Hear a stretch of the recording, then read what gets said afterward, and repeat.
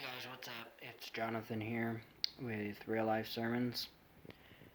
I had a pretty cool thought come across today, and I wanted to share it with you guys. It's kind of long, so I hope that we can get through this.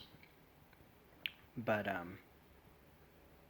anyways, starts off with this. I heard a story, and it's about two farmers, and both farmers needed rain, and they both prayed for rain. But one went out and prepared his field for rain. Now, the way the story goes is which one do you think really believed that God was going to provide the rain? The obvious answer to that question is, well, the one that went out and actually prepared his field for rain. See, the problem with today is we expect God to work in miracles, but we don't believe that that's actually going to happen.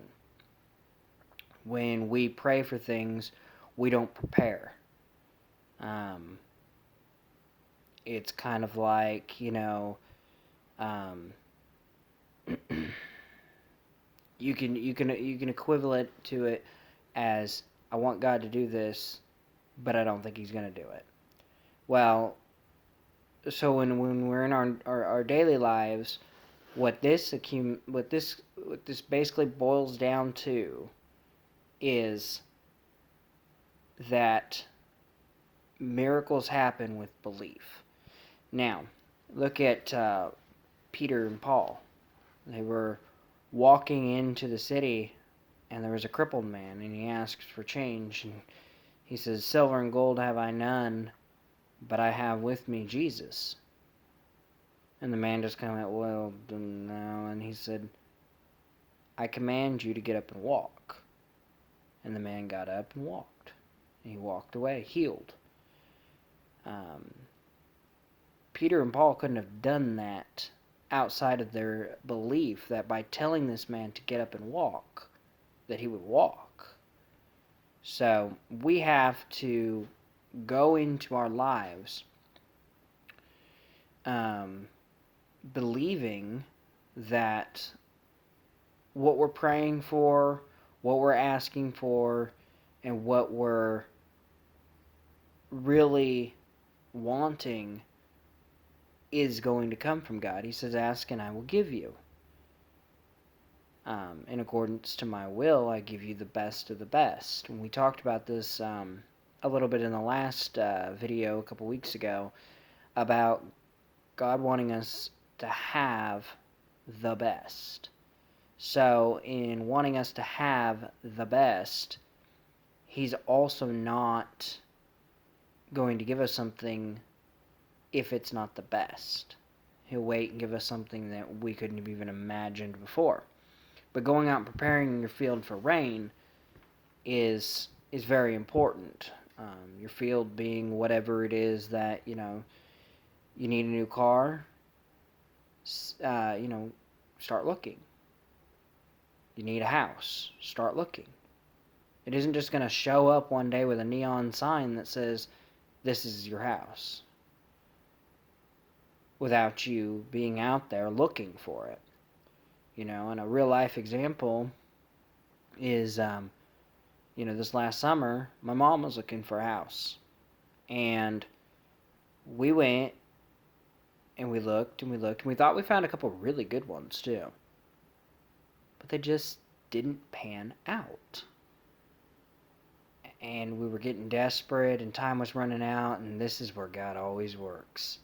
He always works. See, God's time's not our time.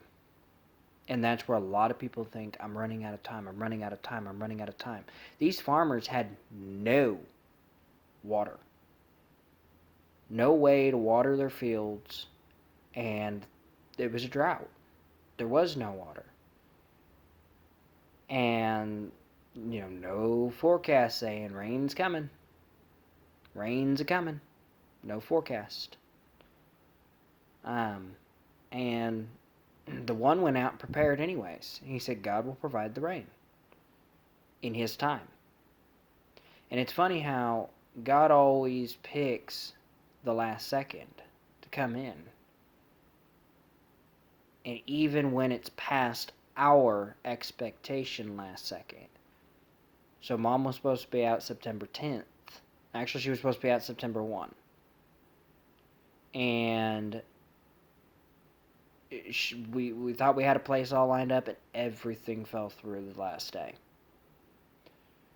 And so we prayed about it, we kept looking. And it was really looking not good. And they gave her till September 10. September 10 comes along, and I finally got our first lead in days. There was actually a couple of them we chased down that day. And it didn't really look like anything was going to pan out. And then 5 o'clock, September 10, we finally got a call back from one of the landlords. You can't move in till the 11th. But I've got a place open. And the 11th is tomorrow. You want to come look at it? So we went that night, looked at it. Mom decided, okay, this would work. And September 11, she moved in. And, it was really strugglesome for us. It really put a real big damper, but we kept going out and re-preparing the fields. And sometimes you go out and you re-prepare your fields 3 or 4 times. Because God didn't bring the rain that day. So you got to prepare them the next day. And you got to prepare them the next day. And you've got to keep preparing them. Because God will send the rain. But He will send it on His time when everything is ready. And everything wasn't ready that day. People will argue, well, that's just luck. No, luck doesn't work that way. Luck works if it had been luck, and let me tell you this, if it had been luck, then August 31st, something would have popped up. That's how luck works. Luck works at the last second dictated by human. God works on His time. And His time could have been 3 months earlier, but that house wasn't ready. And she's still living there 6 months, or October, November, December, January, 4 months later, 4 or 5 months later, something like that. I was going to say 6, but I think 6 is overshooting it. So you've got to be prepared for God's time. That means slow down and stop living in today's society. You need a miracle, it's going to happen. It's going to happen. You prayed for it, prepare for it. But when you show a disbelief to God's immense power, then yeah, He's not going to. Or if He does, you're not going to be prepared for it. Because I can guarantee you the story ended this way. The one farmer that prepared yielded a harvest. And the one that didn't, he didn't get a harvest in that year. You want to really look at the whole synopsis of it, perfect timing, I can break it down to you. I told you I wasn't going to start in Genesis, but I guess we are. Genesis 1, God made all of the creation. When you want to know how important you are, look in Matthew. Jesus tells you in Matthew, He says, don't ask where these things are going to come from. These things are going to come. Don't ask where you're going to get your next meal.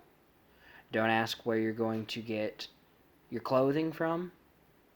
Because if God can provide that for the sparrows, which He spoke into existence, the Bible doesn't say that necessarily, but putting everything together, God spoke the sparrows into existence is what Jesus is saying here, is that God spoke these into existence. They're less important than you are, but He takes care of them. Why would He not take care of you? Our minds today are so consumed. Where am I going to eat? What am I going to eat? How am I going to get there? What am I going to wear? If we spent the time first thing in the morning every day and got up and focused on God, we would find everything else, the answers to everything else. What are we going to eat?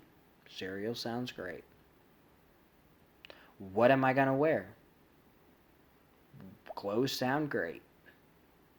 Because at that point, we've had our communication with God. We've talked to God, and God has told us about our day.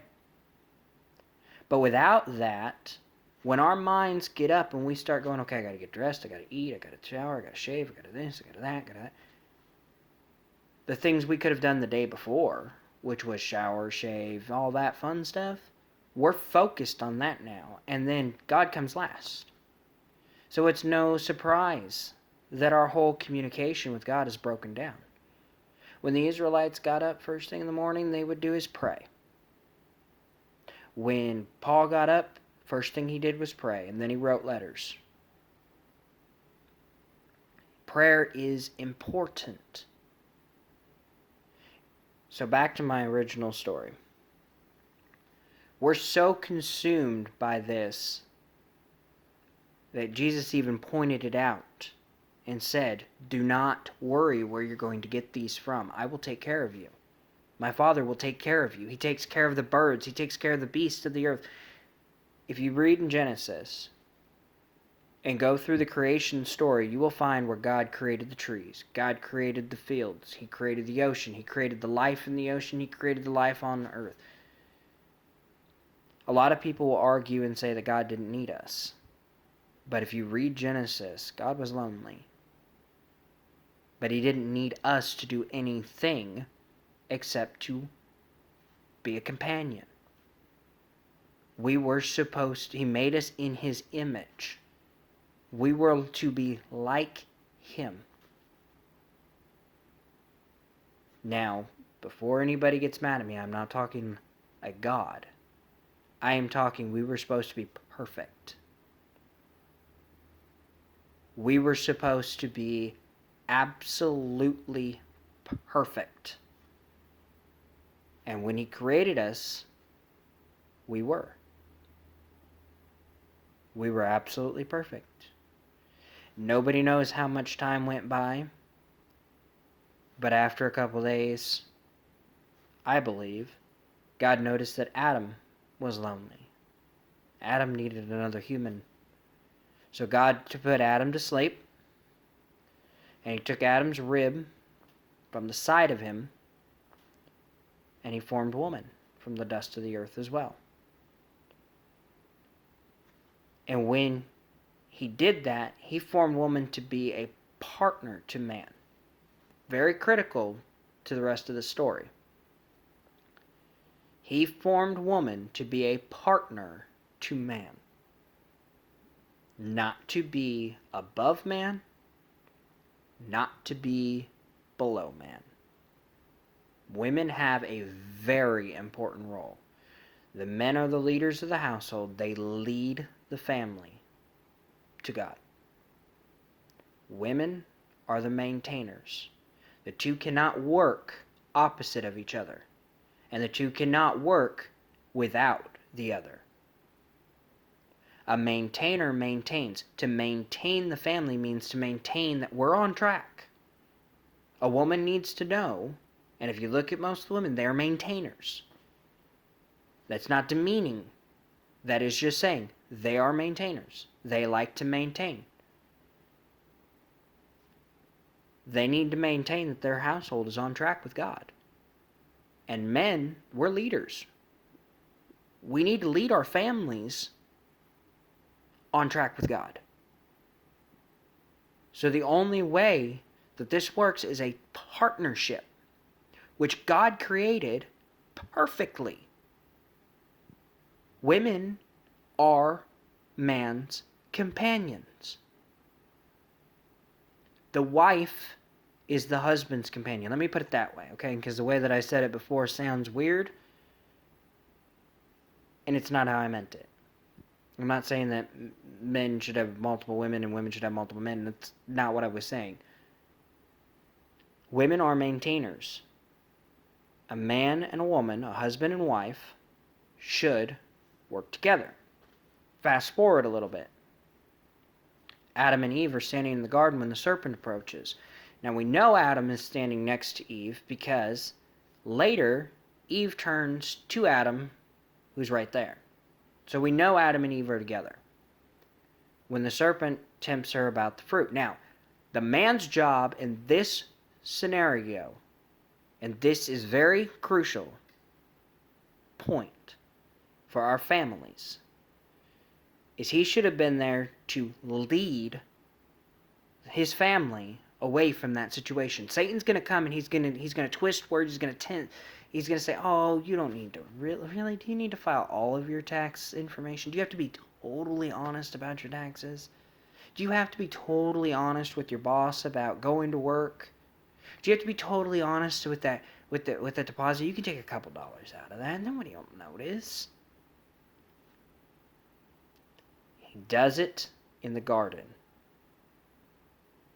And he does it quite well. Listen to this.